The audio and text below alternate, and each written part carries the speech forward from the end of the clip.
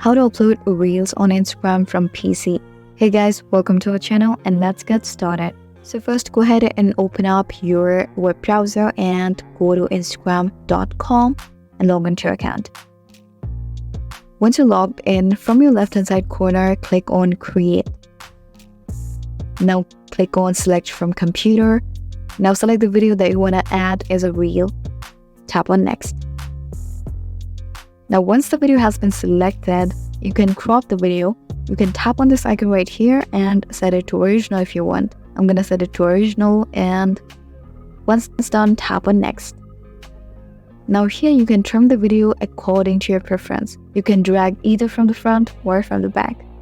And if you want to keep the sound on, toggle this button right here. If not, toggle it off and tap on Next. Next, you can add titles or descriptions on your reel, advanced settings, and adjust the rest of the settings. Once everything is done, tap on Share in the upper right corner. Wait for a while and boom, there you go. That's it. So I really hope you found this video helpful, and if you did, please make sure to hit the like button and subscribe to us for more great content. Thanks for watching.